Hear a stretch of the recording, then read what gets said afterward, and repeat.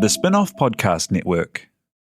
Are you making the most of your KiwiSaver investment? Generate is an award-winning KiwiSaver provider with a track record of strong long-term performance. Making a smart decision now could add tens of thousands of dollars by the time you reach retirement. Book a no-obligation chat with a Generate KiwiSaver advisor today at generatekiwisaver.co.nz/get-advice. A copy of the product disclosure statement is available at generatekiwisaver.co.nz. The issuer of the scheme is Generate Investment Management Limited, and of course, past performance does not guarantee future returns.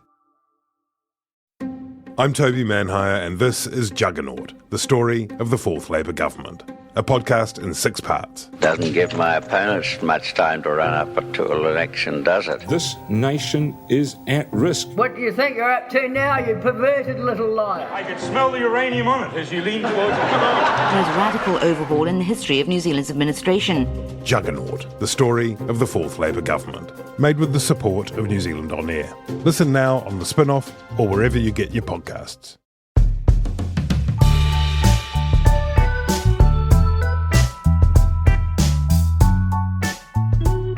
Tēnā koutou katoa, ko Toby Manhire aho. Welcome to this special bonus edition of Gone by Lunchtime, a summary snack, a skip through the 10 days of 2022 that, to my mind, best capture the year in politics as a whole.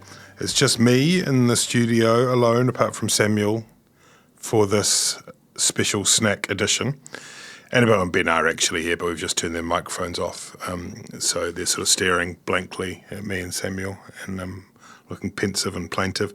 There are various moments, various stories that took place in 2022 that have been ruled out of scope for the purposes of this exercise, like, for example, the Black Ferns World Cup victory, which was a really big moment, and quite seriously, in 2022, that Herculean hand of Joanna Ngan-Wu. And I do think that was kind of a transformative moment in our culture and sport and politics, or cultural politics. But we're not having it because we're sticking to more kind of parliamentary brand of politics. We're also ruled out of scope the other big story that you've all been thinking about all year that has lasted in memories and will do for some time, which is, of course, Kate Hawkesby's achingly personal column/think piece about the struggles she faced in getting a pool installed in the post-COVID period. That one, while it was poignant and powerful and upsetting for many, we've ruled that one out of this podcast. As we look at the 10 definitive days for politics in New Zealand, let's begin on Tuesday, March the 2nd. Fires, fury and forklifts have seen what could be the end of the protest at Parliament. Protesters who have occupied Parliament's lawn for more than 3 weeks were pushed back when a massive surge of police late tore tents off Parliament's lawn, clearing about a third of it in a matter of minutes. Protesters tried to resist, hurling objects at officers before a fire was started in the remaining area of occupation, sending thick smoke across Parliament's grounds. There's a bunch of different days we could have chosen to define that period, those 23 days when the grounds of Parliament were occupied. Could have chosen Waitangi Day, I think it was, when the convoys set off from either end of the country. They were, parroting, copying the Canadian movement. Could have chosen February 9, when there were that first big police push to try and surround them, almost kettle them, I think they call it. And that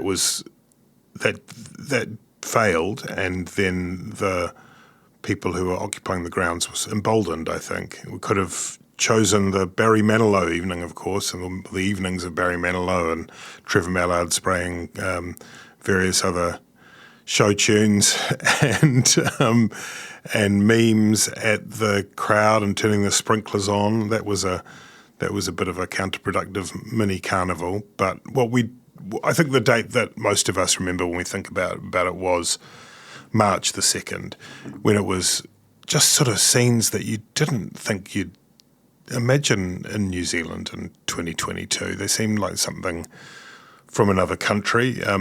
Over the course of those weeks, we'd had these encampments turn into almost a little village, and there were, I think it's important to recall, and maybe some of us weren't as cognizant at the time as we might have been, there are a lot of really quite distressed people in that group, a whole range of people, and it's a difficult one to put back together. It's a slow process happening in different families, I think, around the country. But at the same time as saying that, it's important not to forget some of the rhetoric and threats that were coming from some, but not all, of the leaders of this action.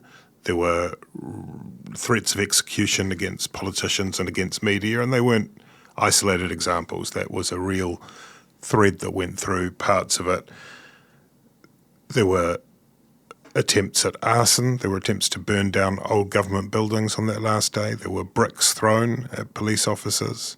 There was a lot of stuff that I think needs remembering as completely beyond any reasonable idea of the democratic process in New Zealand. There's one, I just dug up one quote that I remember when I was watching, for my sins and for my work, the counterspin broadcast on the day that the police went in and cleared Parliament grounds. And Kelvin App said, quote, "Can you imagine if a few boys brought out of their boot a few AK-47s? Those muppets would have run for the hills. That's the problem. You disarm a population under a false flag so they can then come and eviscerate you." So that's the rhetoric. That's not some totally out there fringe person, but someone with a big audience, including a large number of the people who took part in that protest. People who used it as a kind of recruitment scheme for the disaffected. And I think that kind of ugly division, I think the people that were most responsible for that were those people rather than anybody else. In any case, that day, I think, did set a tone for the year, and it's taken some time. Will continue to take some time to put things together again. Let's go to day number 2, Monday, March 14. On that basis, Cabinet has decided today to do what we can to alleviate the increases at the pump by reducing the fuel excise duty by 25 cents a litre and the road user charges by the same amount for a period of 3 months.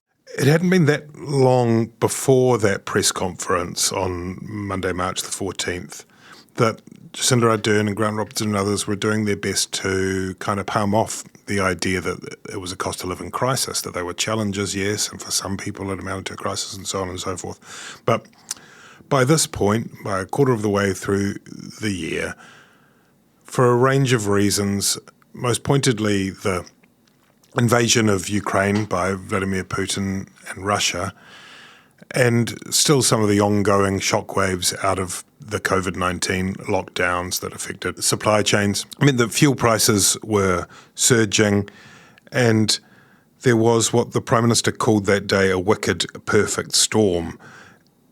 And so something needed to be done. Inflation rampant, cost of living in a real state for a lot of people, and that solution that was delivered on that day was a cut in fuel excise and road user charges, as well as halving public transport fares. It was extended beyond that 3-month period and through again until the early part of 2023, and taken together it's going to cost an awful lot, $1 billion plus. One of the reasons that day was important, I think, is from then on it was very clear that the cost of living crisis had a permanent seat at the table of New Zealand politics. We remember in the budget there was the cost of living payment that was dished out, which had a few snags of its own because it hadn't perhaps properly been articulated in terms of the risks involved. So when there were stories about people who didn't need the money abroad getting it, or even people who were so abroad they were actually dead getting it, that backfired a little. But as a whole, inflation, cost of living, and we'll get there towards the end of the year too, were just a permanent fixture. Day 3, Tuesday, March 15. You've been involved in, I think, some of the most wild conflagrations we've seen, and some of the strangest incidents in political history that we've seen. Jamie Lee Ross, Judith Collins have opted basically to destroy their lives and careers just to get at you. And so I'm wondering, are you retiring to do a course on how to be a bit easier to get along with? Or, I have enjoyed all of it. And the thing that is, you are right, I don't know how I somehow justify this passion in people. I'm just a regular dickhead. You know, there's not like a lot more to it. That is why these people sort of, because you're right, they have exploded. These people have exploded on me. That, of course, is Simon Bridges, and that was from an episode of Gone by Lunchtime recorded on March the 16th, the day after Bridges had surprised almost everyone by announcing his resignation from Parliament. He, at the time, was finance spokesperson for the National Party, and it looked as though he and Christopher Luxon had reached an agreement, a sort of détente of sorts, whereby they would work together as a power pair and charge towards the election in 2023. But no, Bridges would go, and that recording that you just heard was Ben Thomas grilling him when he guested on the podcast. There was a lot of talk about whether or not there was some scandal that was yet to be uncovered, but it turned out that no, Simon Bridges wanted to devote his time to podcasting and, of course, other things. He's running the Auckland Chamber of Commerce, among other hobbies.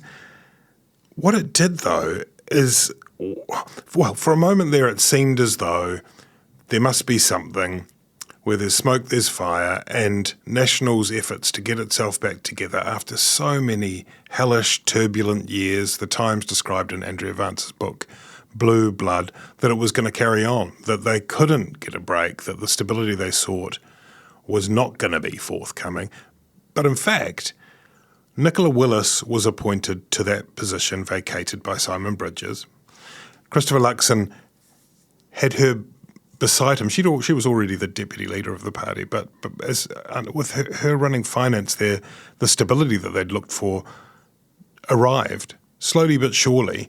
And Nicola Willis has been, I've sort of named various people as politicians of the year in this great kind of fatigue-inducing end-of-year roundup, but Nicola Willis was someone I named in one of them, and I think what she offered is just a ballast. So while Luxon has had his moments, he's had his little mini gaffes, he's had his struggles with details, Nicola Willis has been a sort of consistent, strong, stable force because she doesn't only have the experience as parliamentarian, but she also has the experience as a staffer during the John Key years. And so while Grant Robertson has been a formidable finance minister and really made that role his own and provided the necessary sense of gravitas and prudence and so on, he's had a succession of people opposite him who have just been not up to it. Nicola Willis is giving him a run for his money, and that couldn't be more important as we go into an election year with the economy, cost of living at its heart. The leader and finance combos are going to be critical. I remember they used to, when Grant Robertson stood for the leadership one time, he had Jacinda Ardern as his nominal deputy, and they were called Grisinda. So I think we're going to need to find a portmanteau for Nicola Willis and Christopher Luxon. Nixon probably doesn't work. Let's go to the next day, Tuesday, May the 31st. So I look forward to our conversations today. We have a lot to talk about, and I'm really, really delighted to have you. Really. And can I say, Mr. President, thank you so much for so much. Thank you. That, of course, is Joseph Biden, the President of the United States of America, and Jacinda Ardern, the Prime Minister of New Zealand. That day is there because it's obviously a big day when you turn up at the White House. It was the first time for New Zealand visiting the White House since John Key did it in 2014, but also in a way to kind of epitomise the foreign journeys of Ardern for the COVID years up until March 2020. Jacinda Ardern, like all of us, were stuck at home, so all of those usual kind of set pieces overseas disappeared from the calendar, and then the dam burst in April 2022, and in those last 9 months of the year, the Prime Minister spent 55 days abroad, which is many more days than she would have liked, I should think. But of course, a trip to the White House was a valuable one by anyone's measure. And it was important, apart from anything else, because of what's been going on in the Pacific in recent months and over the course of this year, in many ways in the years beforehand, in terms of tensions between Beijing and Washington in terms of influence in the area. America has always been good at the rhetoric, perhaps less good at the action in many instances. And for New Zealand, remember this was coming after China signed a deal with the Solomon Islands and sought to sign similar deals with a bunch of other countries in the Pacific Islands Forum. But the Solomons deal was a concern. That close to Australia, there was potential for a bunch of developments that suggested China's influence in the Pacific would grow. Jacinda Ardern's challenge, of course, in all of that is both to kind of calm the situation, but also for New Zealand to walk that tightrope, which we attempt to do, between America and China. And I think for the most part, sort of pretty good marks on that front. It isn't easy, and the year ends with things probably looking a bit more stable. I'm not saying this is all down to Jacinda Ardern, but in terms of that particular dynamic. Oh, one other thing I was going to mention, I've printed out a headline on that White House trip from Breitbart, which is, of course, the slightly loony right-wing media outlet that most people associate with Steve Bannon, and the headline for the New Zealand Prime Minister's visit to the White House went like this: New Zealand socialist Jacinda Ardern in power after a sham election gets warm welcome from Biden. So there you go. Fifth story on Monday, June 13. Tēnā tātou katoa, good evening. The Prime Minister's office billed it as a minor reshuffle. Instead, Jacinda Ardern threw the pack in the air. The resignation of Immigration, Justice and Broadcasting Minister Chris Whāwhoi, the end of Speaker Trevor Mallard's 35-year parliamentary career, the axing of Poto Williams as Police Minister to be replaced by Chris Hipkins, COVID-19 response handed by Aisha Verrill, and there was more to come. So that reshuffle, billed as a minor reshuffle, wasn't really a minor reshuffle at all, in the middle of June, was quite an important day, I think, in the political year for the government, because it contained within it a whole bunch of different storylines, a whole bunch of fault lines, some departures, but also some of the issues that they were grappling with, not entirely successfully. To start with, Chris Whāwhoi left. Whāwhoi, a really competent, well-liked person. He'd wanted out before the previous election. He was persuaded to stay. The fact that so many portfolios have been given to him probably gives us a clue as to the lack of depth that Jacinda Ardern has struggled with in terms of her senior ministers. But what he left when he went out were some pretty messy portfolios, particularly think about immigration, which was left to Michael Wood. Think about the media merger, and we all know what's happened with that in the last few weeks, which was left to Willie Jackson. And justice was passed to Kiritapu Allen, who needed to kind of reorganise the hate speech laws after Whāwhoi had made a bit of a mess in terms of attempting to articulate those. And then one other thing, I mean, Whāwhoi is far from a villain. He couldn't be described as a villain at all, but he did depart and go almost immediately into a lobbying role, which provided perhaps another service in illustrating just how weak our own rules are around that revolving door lobby to Parliament system. Beyond that, there was Poto Williams who lost the police portfolio. She's leaving too. But that portfolio just wasn't under control, and there was already a strong sense of people's concern related to the rise in ram raids. Some of it statistically borne out, some of it anecdotal, but all very real in people's minds. And Chris Hipkin, who's another of the great fix-its of the Ardern years, was put there to deal with that. Trevor Mallard, who wasn't, of course, a minister, so it wasn't part of a ministerial reshuffle, but his departure was announced too on that day. He was going out from the Speaker's chair and off to Dublin, which would end quite a remarkable parliamentary career, which had some awful moments and some really good ones too. In his place, Adrian Ruraffair has provided a really kind of calming balm in the House where there had been rancour, and so that's a positive sign. Kia ora, I'm Alex Casey, Senior Writer at The Spin-Off.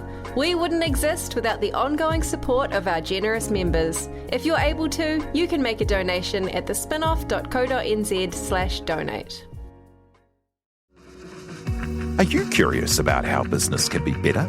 I'm Simon Pound, and I host Business is Boring, a podcast where I kōrero with some of the most interesting people in entrepreneurship, commerce, and making things happen. Tune in to Business is Boring every Tuesday, brought to you by the Spin-Off Podcast Network in partnership with Spark Business Lab. This is Climate Adaptation. We are the pōtiki of the taiao. In the words of those keeping the home fires burning. It's more than just going along and planting some trees. You got to be able to defend that place to the end of your life. We have the solutions. We just need to come back to the belief in ourselves as rangatira. Join me, Nadine Hura, and Ruia Āpirehama, the Kōpapa Korangi Series 2, Ahi Ka. Brought to you by Te Komata o Te Tonga, the Deep South Challenge, out now on the Spin-Off Podcast Network or wherever you get your podcasts. Next day, Sunday, July 23. The future of James Shaw as Green Party co-leader hangs in the balance. Within the past hour, the party members voted to retain Marama Davidson, but open up the other leadership roles to new nominations.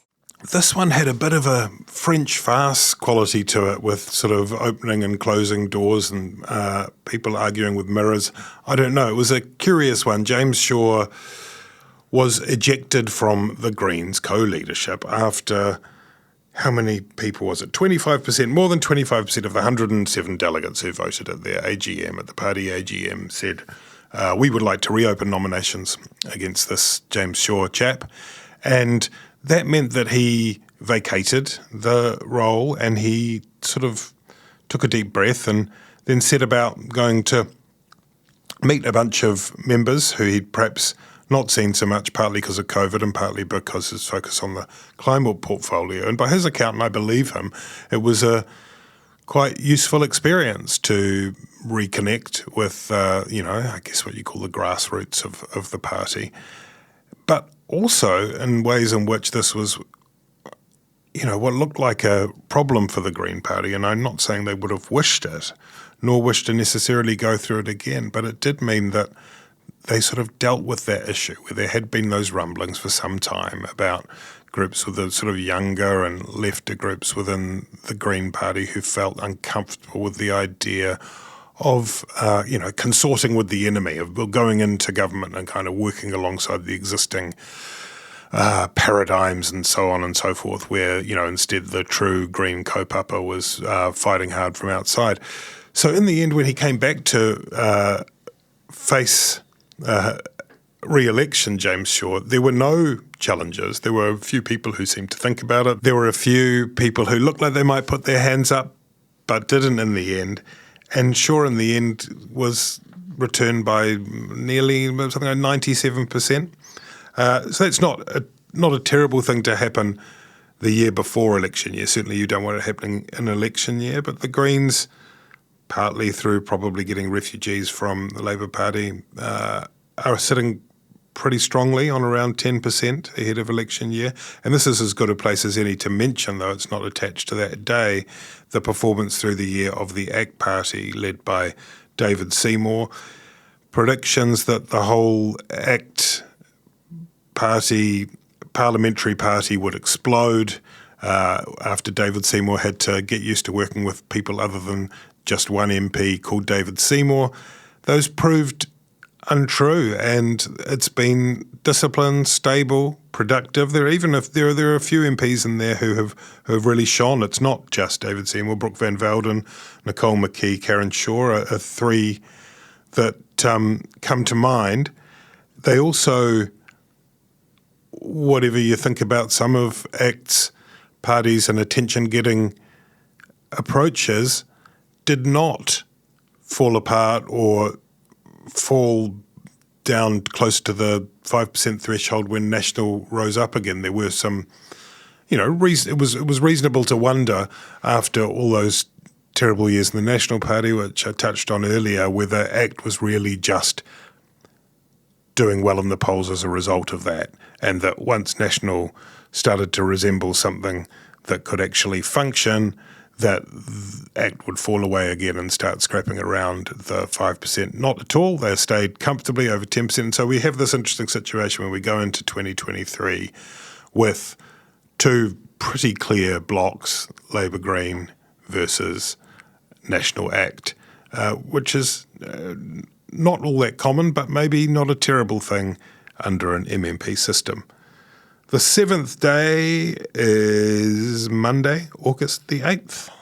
This is Checkpoint, ko Lisa Owen tēnei. National's newest MP, Sam Uffindell, has revealed he was asked to leave Auckland's King's College 23 years ago for his part in a vicious assault against a younger student. Uffindell was only elected to replace former National Party leader Simon Bridges in June.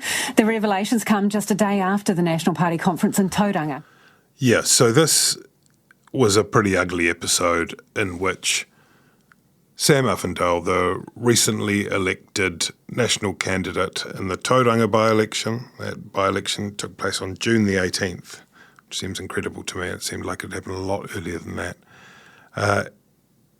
It was revealed by Kirsty Johnson reporting for Stuff that when he was at King's College, he had been expelled, or perhaps he didn't accept that wording precisely, in effect expelled, asked to leave, after he'd been involved in in an assault, in a pretty vicious assault on a fellow student, which may or may have not included administering a beating with a bed leg. And this revelation, in turn, shone a light on National's own selection processes. It transpired that Uffindell had revealed this part of his history to the selection committee, and that had been then revealed to Luxon's office, but Luxon himself hadn't been told. There ensued a period of days, weeks, in which other allegations emerged, including those from a former flatmate from Otago. Luxon then commissioned Maria Dew, KC as it is now, QC as it was then, to undertake a review, an independent investigation. Maria Dew found that she could not, what was the wording exactly? But she couldn't prove, basically, and that's depends on what the threshold is for proving. But she was unable to fully substantiate those claims, and as a result, Uffindell was permitted to stay as MP for Tauranga. The sort of episode as a whole, though, not only questioned some of the character of the sorts of people that the National Party has, but more generally in politics, it also kind of made us reflect, I think, a bit importantly on the nature of our own schooling institutions. And it also, I think, gave the National Party cause to think a bit harder about some of their selection processes that saw their, even before any of this emerged, that picture, which took on a kind of meme quality of its own, of the four candidates for the National candidacy for the Tauranga by-election, looked like they'd sort of emerged from some kind of human 3D printer. They were so alike. And so later on in Hamilton West, it was an opportunity for National to sort of in a way move on from that. And so with the election of Tama Pōtaka, the other thing I suppose about it was that it was a test to some extent of Christopher Luxon and whether or not he could make his way through that process while contending with a range of conflicting interests and applying natural justice. And in a tricky one, he probably came out of it looking more assured than he did at the outset. Friday, September 9, speaking of KCs and QCs. This is BBC News from London. Buckingham Palace has announced the death of Her Majesty Queen Elizabeth II. In a statement, the palace said the Queen died peacefully at Balmoral this afternoon. Now, that was, of course, the death of Queen Elizabeth II. That got a lot of media coverage in New Zealand, a lot, partly because people have been preparing this coverage for literal decades, as they had around the world, and partly because people are very interested in it, and partly because it has some political import. I think there probably has never been a bigger deployment of New Zealand media abroad, outside sporting contests perhaps, than this. It was quite extraordinary to see everyone over there at the palace for the funeral. And I guess it's fair to ask, should that really make a list of definitive days in New Zealand politics? In some sense, it didn't really affect our politics at all. And maybe it should make its way out of this list, and Kate Hawkesby's pool predicament should go back in there. But it's in there, I suppose, because, well, it has to be, right? I mean, this is the death of New Zealand's head of state, and it's the first time there has been a change in New Zealand's head of state in the lifetime of anyone who's under the age of about 70. So I think that's just has to go in there. We now have to contend with a new head of state who has various challenges, including with fountain pens, among other things. One of the interesting things that came out of it is there was a kind of moment of respectfulness where, we're not going to talk about whether this monarchy, the random British family being in charge, is anachronistic. And that's quite right. And it hasn't happened yet, though, either. There hasn't been that I've noticed any upsurge in Republican sentiment. I guess we'll find out in polls in the months ahead. Whether it happens at all, I don't know. It probably depends, doesn't it, on whether or not I was about to say Prince Charles, King Charles, does anything to disgrace himself and makes us think again about those issues. There's certainly, I imagine, across the board, a certain amount of reluctance to grasp that particular thorny stick of constitutional change, because it just brings so many complexities with it. Day number 9, Monday, September 12. Today, 927 days into this pandemic, we've reached a major milestone in our journey with COVID-19. Today, Cabinet has determined that based on public health advice, we are able to remove the traffic light system, and with that decision, claim back the certainty we have all lost over the last 3 years. That was September the 12th, and there's another one I had to go back and triple check, because it seemed to me, really, was it only the middle of September that all of those, the mask requirements were lifted and the traffic lights were toppled and chucked in a skip somewhere.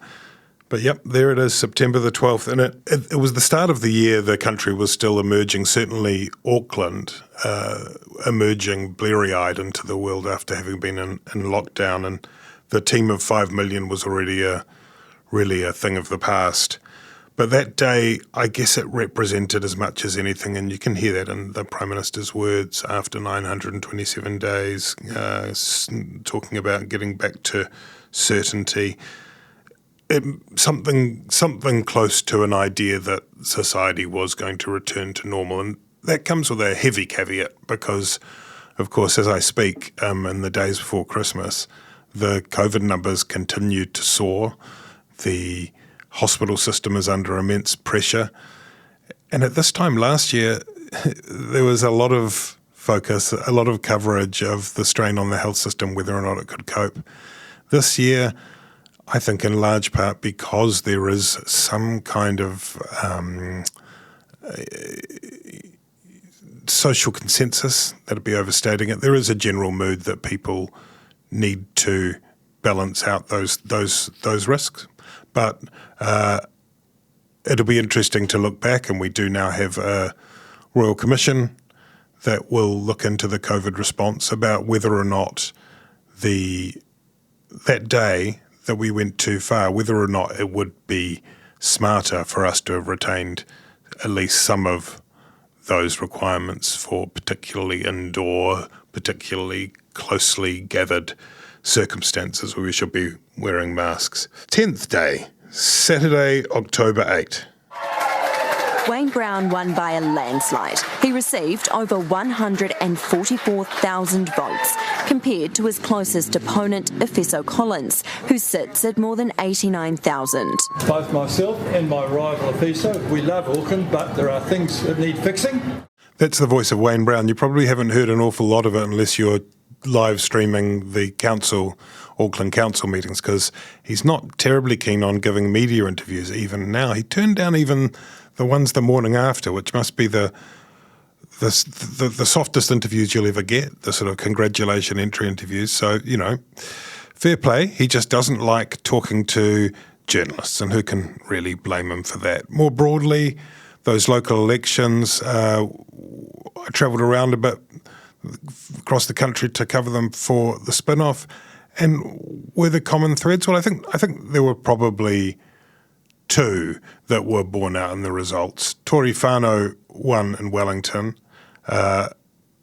so you could say that's very different to Wayne Brown. Maybe what links it is that it was a repudiation of incumbency.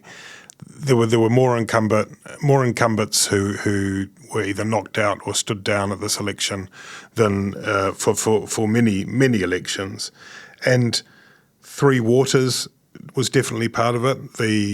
There were some kind of notes of racism that I observed around the country, but in large part there was a resistance to the centralisation that was involved, a resistance to the sense that control was being taken by the state from local communities. And I guess as much as anything, and Wayne Brown, I think, is the personification of this, a sense that people were just kind of a bit over the current state of things. The turnout was dismal, as it had been in the election before and the one before that. Hopefully some things will be done to remedy that, even in a small direction, to pick it up in 3 years' time. In terms of the mood, I guess the question is how people return in 2023 after a bit of a break, whether people's moods are lifted or not. On which note, that brings us to the 11th of the 10 days. As a result of inflation, the list has grown from 10 to 11. And day 11, the last one on this list, is very much about the mood, about the weather, and it is on Wednesday, November 23. Suck it in, New Zealand. There could be some collective belt tightening on the way, following a supersized interest rate hike from the Reserve Bank and yet another gloomy economic forecast. The 75 basis point jump saw wholesale interest rates hit 4.25%, the highest in more than a decade. And the forecast reads like an economic weather bomb. Persistent inflation hitting 7.5% just in time for Christmas. Recession clouds gather by mid-next year as the tide of unemployment rises.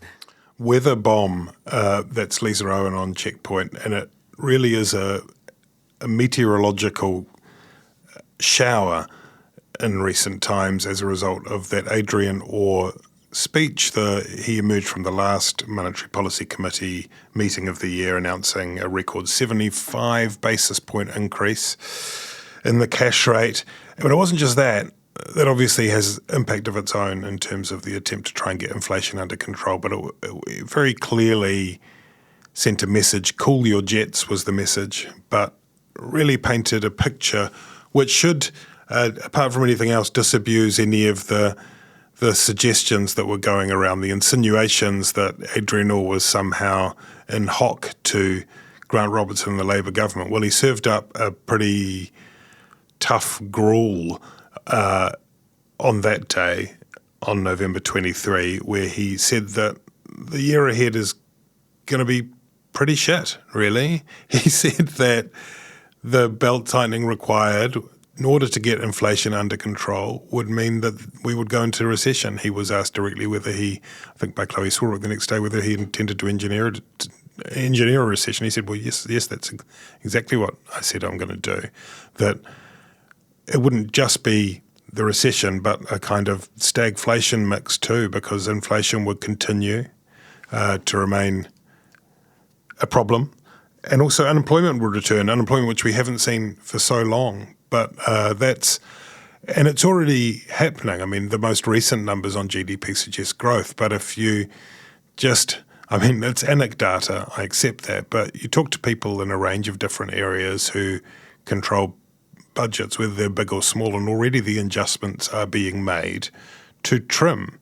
And that becomes a self-fulfilling prophecy then, that 2023, the year 2023, is just going to be a pretty grim one in parts. Maybe not as terrible as some have forecast, but it's going to be tough, which is not the brightest note to end this podcast in the Gone by Lunchtime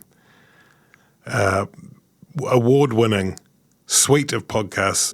But there it is. That was a day, I think, that really set the scene for an election year, and it's going to be a fascinating one. We're looking forward to getting Annabelle and Ben back here, pulling the gaffer tape off their mouths and talking politics through the year. We're going to have got a few kind of plans that we're boiling up. I think the first one back is likely to be on the 18th of January. Samuel is nodding. He's excited, I can tell. He's still awake at the end of this debut monopod for me. Thanks for your company, especially if you're a spin-off member. It's entirely because of member contributions that we can keep this podcast alive. Thanks again, Samuel. Thanks to Jane. Thanks to Te here. Thanks to our listeners. It's been a hell of a year for many of us, but we made it through. Haere tu atu, hoki tu mai.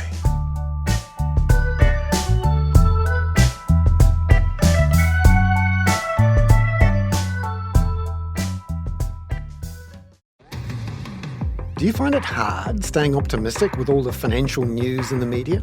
I'm Bernard Hickey, and on my podcast, When the Facts Change, I'm here to help you navigate the ever-changing landscape of economics in Aotearoa. So join the conversation every Friday on When the Facts Change, brought to you by the Spin-Off Podcast Network in partnership with KiwiBet. Kia ora e te iwi, Te Aihe Butler here, podcast manager at The Spin-Off. If you enjoy listening to our podcasts, consider supporting our mahi by signing up to become a Spin-Off member at thespinoff.co.nz/donate. The Spin-Off Podcast Network.